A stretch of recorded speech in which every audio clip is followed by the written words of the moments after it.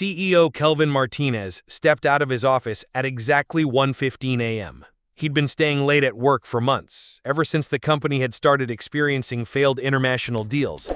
But as he walked toward his corner office, he heard something that made him freeze mid-step. Ciao Marco, come stai? Sì, ho capito perfettamente la situazione. È molto complicata, lo so. Possiamo incontrarci domani alle 10 per discutere tutti I dettagli, va bene? Perfect Italian, flowing like music, coming from the employee break room. Kelvin's was shocked. He'd been the CEO of Phoenix Digital for 2 years, working these insane hours almost every night, and he knew every voice in the building. That voice belonged to Luna Petrov, the quiet, middle-aged cleaning woman who'd been working nights here for how long? 8 years? 9? Luna, who could barely string together English sentences during their rare hallway encounters. Luna, who always looked terrified whenever Kelvin tried to make small talk. Luna, who seemed to shrink into herself whenever executives walked by. But this couldn't be the same person speaking flawless Italian like she was born in Rome. Hola, Carmen. ¿Cómo está usted?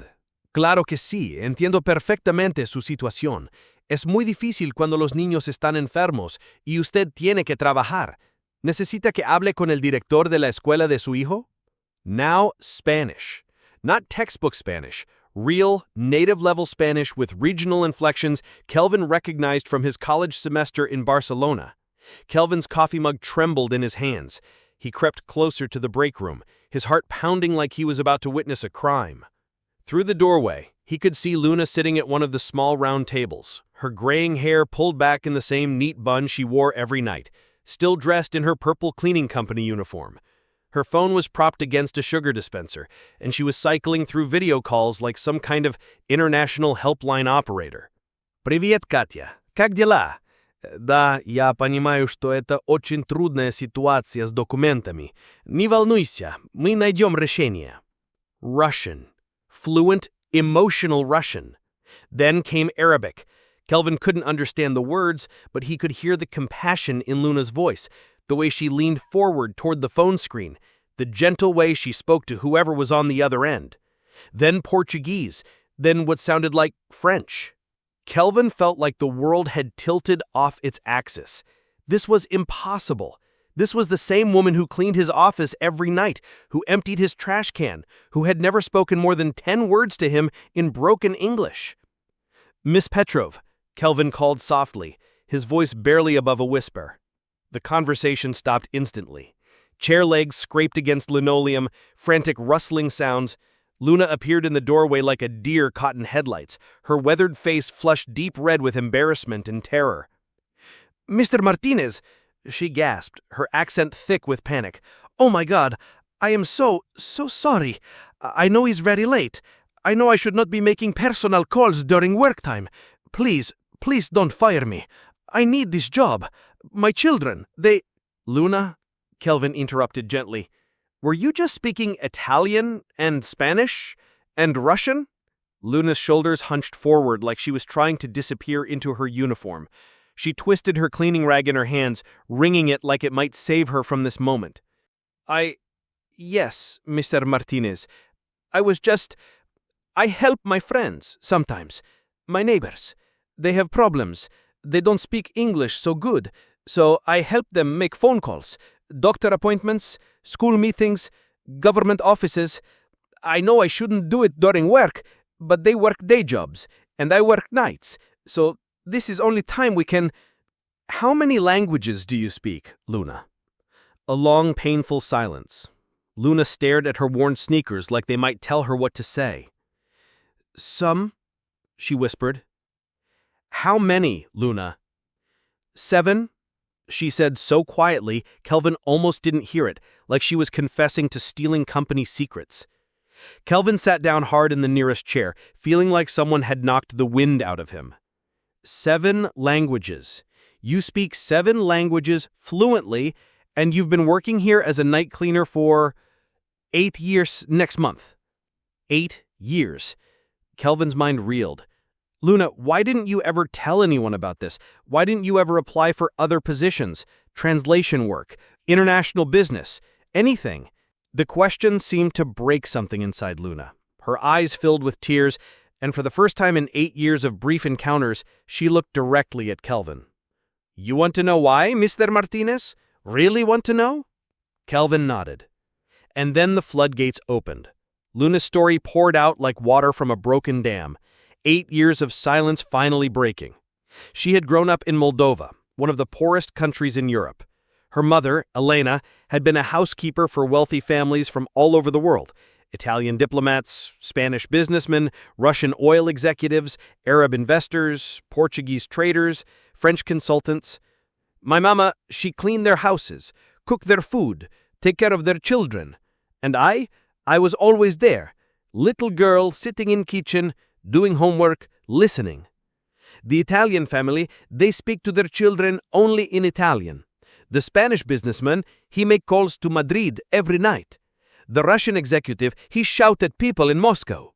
Young Luna had absorbed their languages like a sponge, not by studying textbooks, but by living in the spaces between cultures, picking up fragments and piecing them together into fluency. I was like, you say, invisible child. They talk in front of me like I don't exist, but I hear everything. I learn everything. My mama, she say, I have gift for languages, but gifts don't put food on table. When Luna was 25, she had married her childhood sweetheart, Victor, and become a teacher in a small Moldovan town. Life was hard but happy. They had 2 children, Mikhail and Anya, and Luna talked languages at the local school, using her gift to help village children dream of bigger worlds. But when Luna was 35, everything fell apart. Victor died in a factory accident. The factory owners disappeared overnight. No compensation, no insurance, no answers. Just a widow with 2 young children and no money in one of the poorest countries in Europe.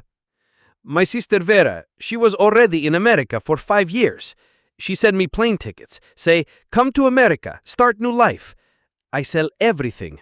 Our house, my mama's jewelry, Victor's tools, everything. Luna had arrived in America with $200, 2 terrified children who spoke no English, and a teaching degree that meant nothing to American employers. First month, we live in Vera's apartment. 6 people in 1 bedroom. Vera, she tell me, in America, you can be anything, do anything. But nobody tell me that first you have to convince America you are worth something. Luna had spent her first year applying everywhere. Schools, translation services, international companies, government agencies. But her heavily accented English, her foreign credentials, and her desperation worked against her at every turn. They look at me and see immigrant woman with broken English. They don't see person who speaks 7 languages, who understands cultures, who can help them talk to whole world. They see only accent and assume I am not smart. The rejection letters piled up. The savings dwindled. The children needed food, clothes, school supplies. Finally, Vera's friend Rosa, she tell me about night cleaning job. It's just temporary, I tell myself. Just until I improve my English. Just until I get American credentials. Just until someone give me a chance. But temporary stretched into years. 1 year became 2, 2 became 5, 5 became 8. Each passing year made it harder to explain the gap in my teaching career, harder to convince employers I was anything more than a cleaning lady. Every job interview, first question is always the same. What you do for last 8 years? I say I was cleaning offices. They stop listening. They see only janitor, not teacher, not translator, not person with dreams. Luna wiped her eyes with the back of her hand. You know what is most painful, Mr. Martinez? Every night I clean offices of people who do business all over the world. I hear them on phone calls, struggling to communicate with clients, making mistakes because they don't understand culture. I want to help, but who would listen to a cleaning lady? Kelvin felt tears pricking his own eyes. Luna, I had no idea. How could you know? I am invisible. That is what 8 years teach you, to be invisible, to not dream too big, to be grateful for a job that pays the bills, even if it breaks your heart every day. But you never stopped helping people, Kelvin said, thinking of the phone calls he'd overheard. Luna's face softened. In my neighborhood, there are so many people like me, people with education, with skills, with dreams, but America only see us as workers for jobs Americans don't want. So we help each other. I translate for families who need to talk to doctors. I help kids with homework when their parents work 3 jobs. I call government offices for people too scared to call themselves. You're running your own translation service out of your apartment. Not for money, Luna said quickly. Never for money. These are my neighbors, my community. We take care of each other because nobody else will.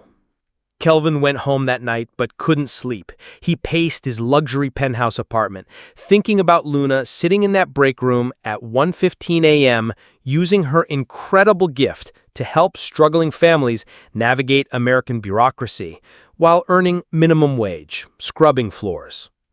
He thought about all the international deals Phoenix Digital had lost, the miscommunications with their Brazilian partners that had cost them $2 million, the cultural misunderstanding with their Japanese clients that had derailed 6 months of negotiations, the German contract they'd botched because they couldn't grasp the subtleties of formal business communication.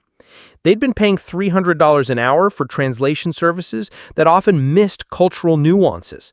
They'd hired consulting firms for thousands of dollars to explain international business etiquette. They'd lost deals worth millions because of communication barriers. And all along, the solution had been emptying their trash cans every night. The next morning, Kelvin called an emergency meeting with his head of operations, Michael Chen, and his VP of Human Resources, Patricia Wong. I want to create a new position, Kelvin announced without preamble. Global Communications Director. Michael pulled out his laptop, already making notes. What department will this report to? What's the budget? Reporting directly to me. Starting salary $85,000, full benefits, performance bonuses, and a signing bonus of $10,000. Patricia raised an eyebrow. That's a significant investment. Do you have someone specific in mind? Luna Petrov. Both of them stared at him. The cleaning lady? Michael asked slowly. The woman who speaks 7 languages fluently, understands international business cultures better than our entire consulting team, and has been working in our building longer than half our executives have been with the company? Patricia cleared her throat delicately.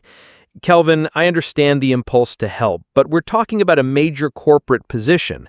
She has no formal business experience, no college degree that we can verify, She has something we can't train and can't buy, Kelvin interrupted.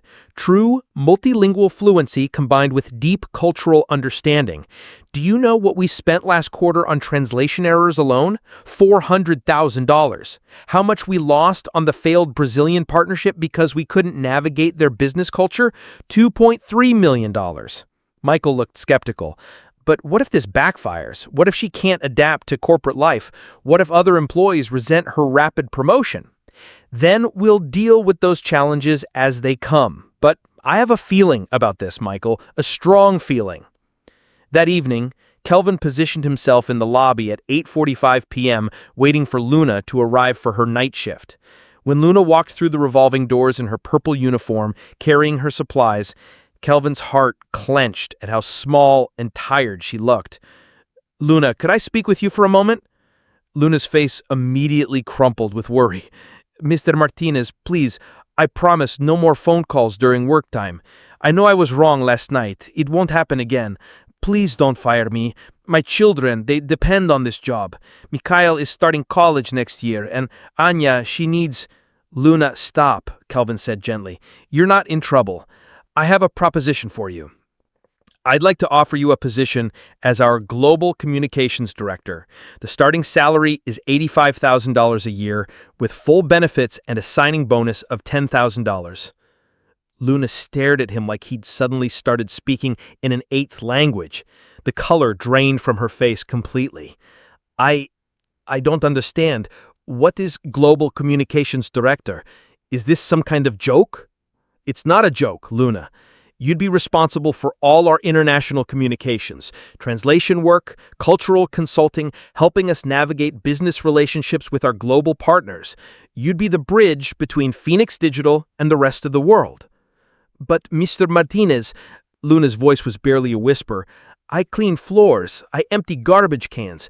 I don't know technology business. I don't have right clothes, right education, right experience. We can teach you technology business. We can buy you the right clothes. What we can't teach is what you already have, the ability to truly communicate across cultures, to understand not just words, but meanings, to build bridges where language has created walls. Luna's legs seemed to give out. She sat down heavily in one of the lobby chairs, staring at Kelvin like he might disappear. You are serious? This is really happening? Completely serious, Luna. You've been undervalued and overlooked for 8 years. It's time for that to change. But why? Why me? Why now? Kelvin sat down beside her. Because I finally realized that the most extraordinary people are often hiding in the most ordinary places. Because talent doesn't come with a college degree or a corporate wardrobe. Because you've been solving problems every night that we've been paying millions to consultants to fix during the day. Luna buried her face in her hands and sobbed, deep, wrenching sobs that seemed to come from 8 years of accumulated dreams deferred and dignity denied.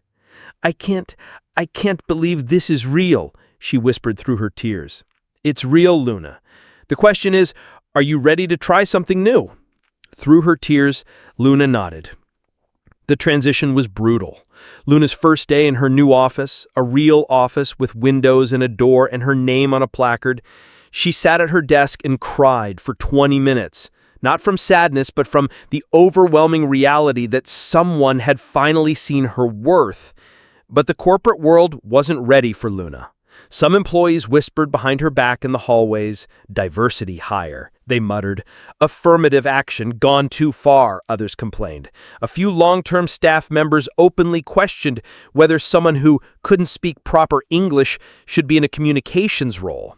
The worst was Brad Hoffman, a senior account manager who'd been passed over for promotion twice in the past year.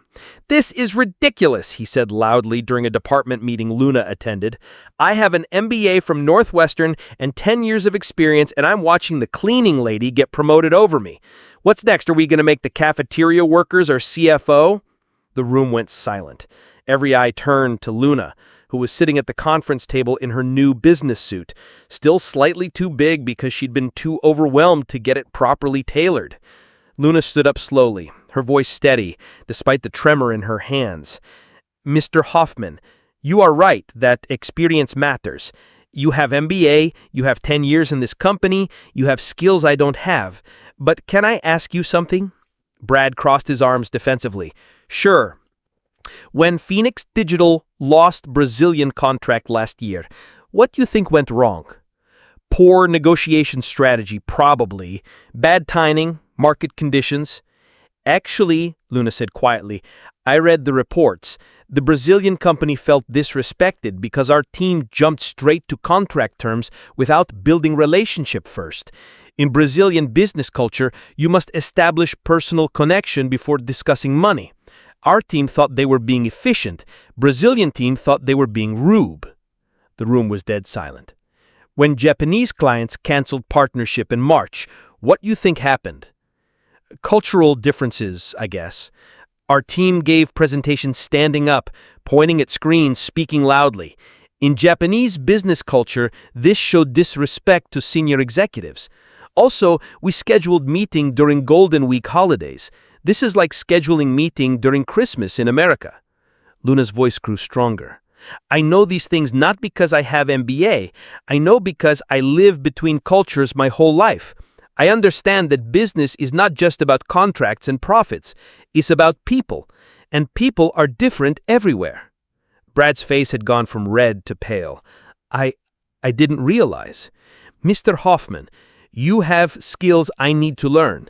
You understand American business better than me. But maybe I understand world business better than you. Maybe we can help each other instead of competing. After the meeting, something remarkable happened. Brad approached Luna privately. I owe you an apology, he said, looking genuinely ashamed. I was angry about being passed over, and I took it out on you. That wasn't fair. You don't need to apologize, Mr. Hoffman. You are honest about your feelings. I respect that. No, I do need to apologize. And I need to ask you something. That Brazilian deal, do you think it could be salvaged? Luna smiled. Maybe, but we would need to approach completely different. Start over. Build relationship first. Would you be willing to work with me on it? I know their business model inside and out, but clearly I don't understand their culture. That partnership between Luna and Brad became the template for how Phoenix Digital integrated Luna into the existing team structure. Instead of replacing people, she enhanced them. Instead of threatening careers, she elevated them. But Luna's real impact became clear during her first major international crisis. Phoenix Digital's biggest client, a tech company in South Korea, suddenly went silent. No returned calls, no responses to emails, no explanation. The account was worth $8 million annually. Losing it would force layoffs. The account team was panicking. They'd tried everything, different negotiation tactics, price reductions, contract modifications. Nothing worked. Let me try, Luna said during the emergency meeting. Luna, with all due respect, this is our most important client. We can't afford any mistakes. What mistakes could I make that haven't been made already? Luna asked gently. They won't talk to us. Maybe they will talk to me. Luna spent 3 hours on a video call with the Korean executives, not in English, in Korean, which she'd learned during her years in Moldova from a Korean businessman's family. But more than language, Luna understood something the rest of the team had missed. They're not angry about business, she explained afterward. They're hurt about respect. Remember when we had to reschedule the contract signing ceremony because Mr. Park had family emergency? Jennifer nodded. His father was in the hospital. We thought we were being understanding. In Korean culture, family emergency is most serious thing. When we rescheduled quickly and moved on to business, they felt we didn't understand importance of family. They lost trust that we shared their values. So, what do we do now? We make it right. We show them we understand what matters to them. Luna orchestrated something unprecedented in Phoenix Digital's corporate history. She arranged for Kelvin to record a personal video message in Korean, expressing genuine concern for Mr. Park's father and acknowledging that the company had failed to properly honor the family crisis. But she went further. She researched Korean business gift customs and arranged for a traditional flower arrangement to be delivered to Mr. Park's father in the hospital, along with a handwritten note in Korean explaining that Phoenix Digital considered the Park family part of their extended business family.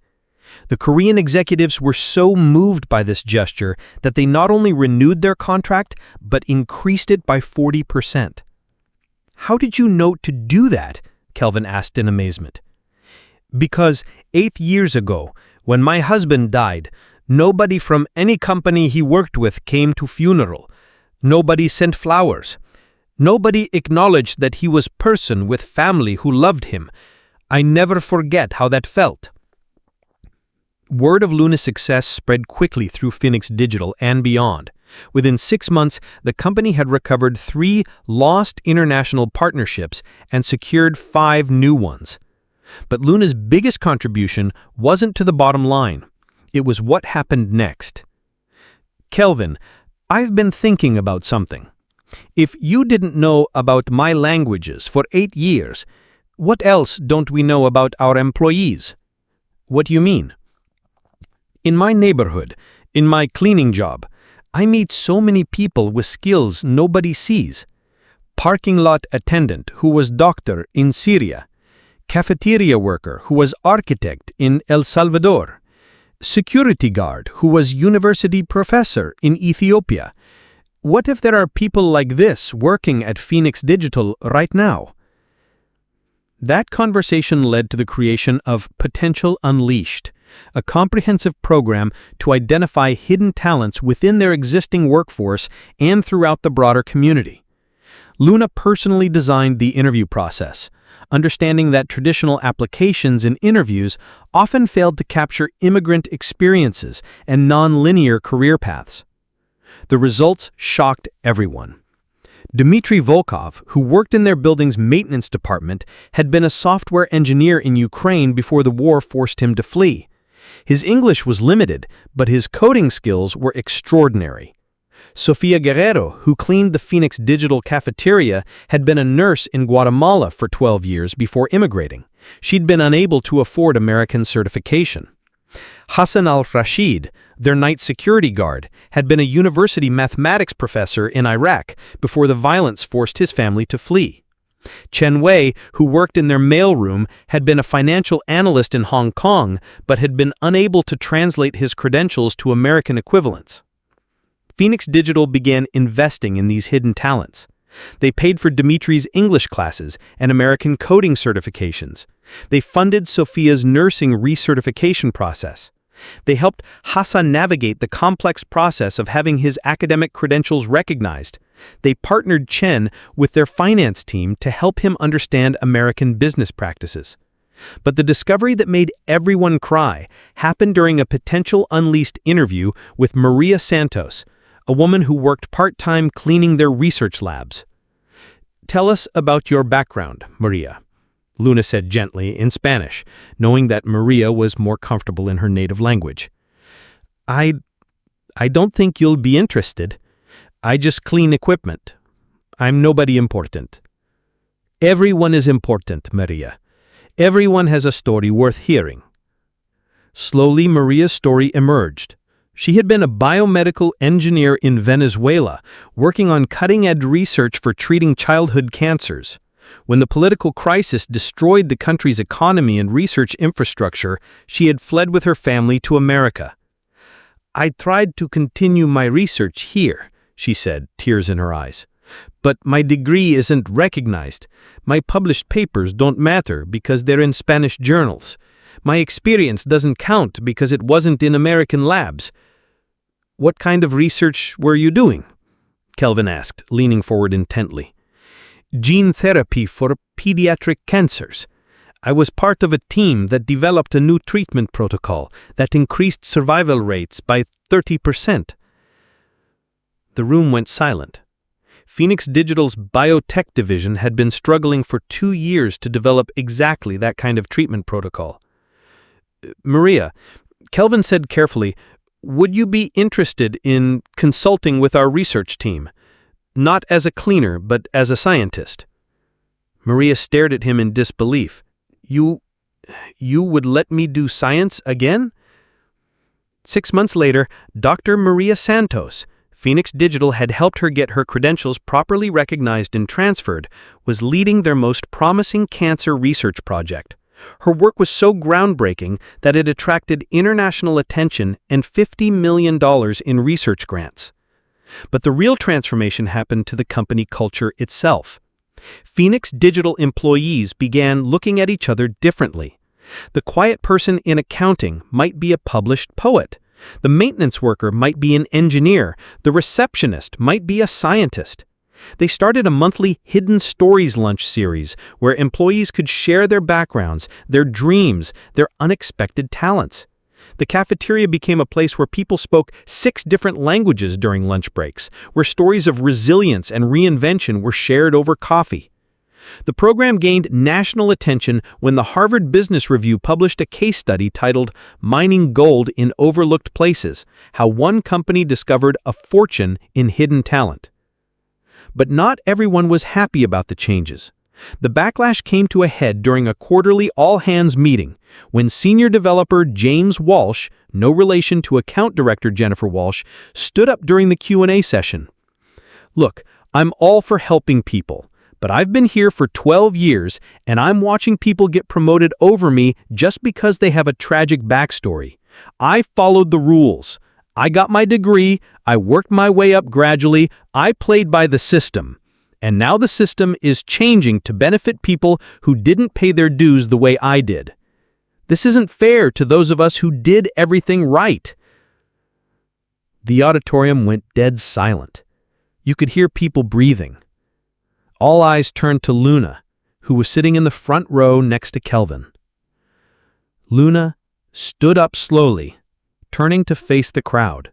Her voice was clear and steady, carrying to every corner of the room.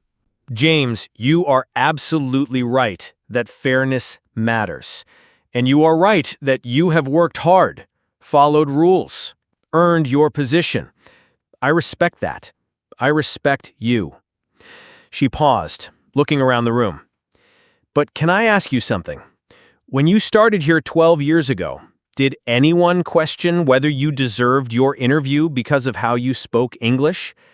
Did anyone assume you weren't qualified because of what job you had before?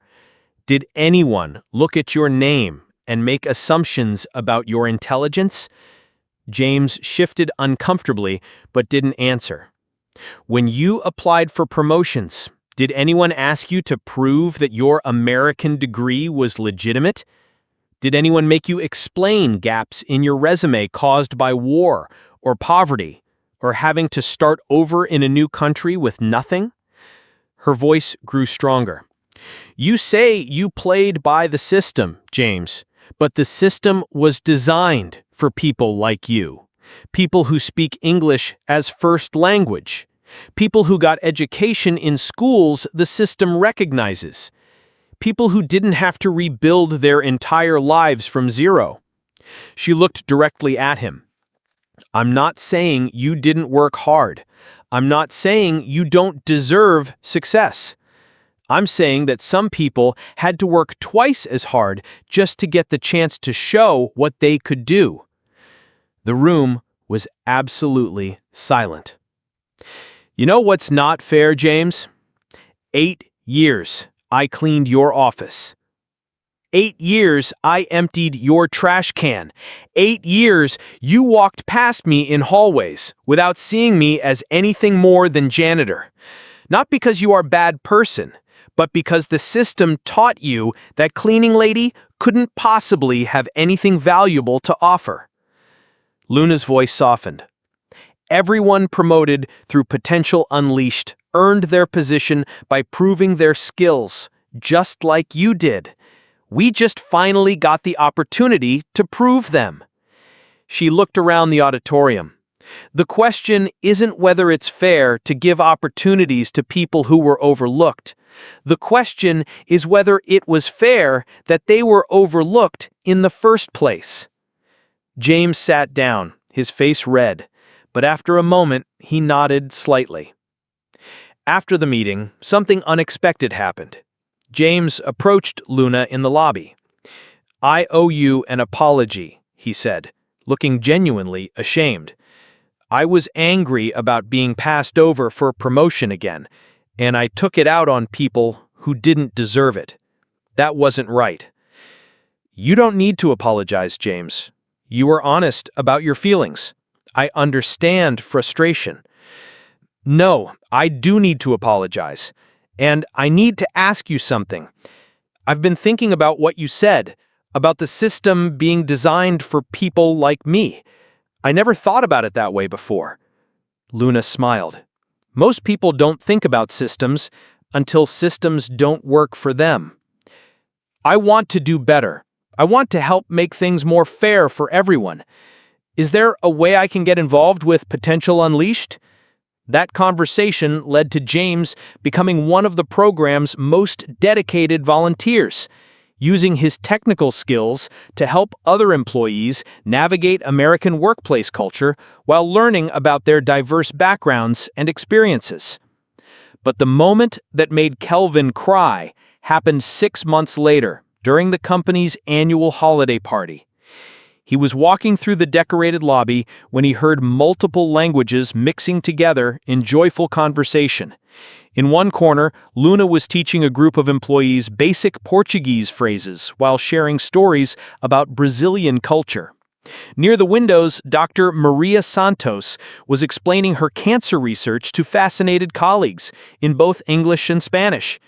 By the bar, Dimitri was demonstrating a coding technique to James while Hassan helped with the mathematical calculations.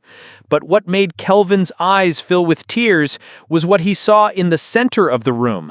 Sofia Guerrero, now their employee wellness coordinator, was kneeling down to bandage a small cut on the hand of someone's child who had gotten hurt playing. But she wasn't just treating the wound, she was speaking to the scared little girl in gentle Spanish, then switching to English to explain to the worried parents what she was doing, her voice carrying all the warmth and competence of the experienced nurse she had always been. "Luna," Kelvin said, approaching his friend at the end of the party, "do you remember that first night when I found you making phone calls in the break room?" Luna smiled. "How could I forget? I thought you were going to fire me." "I've been thinking about that night a lot lately, about how close we came to missing all of this, about how many other companies are missing their own Lunas, their own Marias, their own Dimitris." "Maybe, but maybe that's changing. Maybe other companies are starting to look past uniforms and accents and job titles to see the people underneath." Kelvin looked around the room at the incredible community they'd built. Not just a company, but a family of people from dozens of countries, speaking dozens of languages, all contributing their unique gifts to something bigger than themselves. "You know what's the best part?" Kelvin said. "What?" "A year ago, I was working alone in my office at 1:15 a.m. trying to solve problems I didn't know how to solve. Tonight, I'm surrounded by solutions I didn't know existed." Luna laughed. "You know what I learned, Kelvin? The most extraordinary people are usually doing the most ordinary jobs, just waiting for someone to ask the right question." "What's the right question?" "Not, what job do you do, but what can you do? Not, where did you work, but what do you dream? Not, what's your title, but what's your story?" 2 years later, Phoenix Digital had become the most internationally successful tech company in their sector, with partnerships in 47 countries and revenue growth of 200%. The Potential Unleashed program had been adopted by over 500 companies worldwide and featured in business schools as a case study in innovative human resources. But the real measure of success wasn't in the numbers. It was in the transformation of how an entire industry thought about human potential. It was in the hundreds of hidden employees who had been discovered and empowered in companies across America. It was in the children of immigrants who now saw their parents' struggles reflected and valued in corporate America. Luna still keeps her old cleaning uniform in her office closet, not as a reminder of where she came from, but as a reminder of how easily extraordinary people can be overlooked when we only see the surface.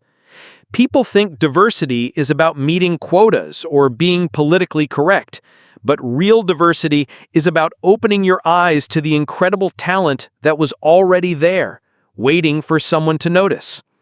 During the Q&A, one CEO asked, "What would you tell other companies who want to find their own hidden talent?" Luna smiled, her confidence a far cry from the terrified cleaning woman who had been discovered making phone calls at 1:15 a.m. Stop reading only the resume and start listening to the story. Stop seeing only the current job and start imagining the potential contribution. Stop assuming that someone's best days are behind them just because their current circumstances don't reflect their capabilities. She paused, looking out at the room full of powerful executives. And remember that the person emptying your trash tonight might be the person who saves your company tomorrow, if you just take the time to ask them what else they can do.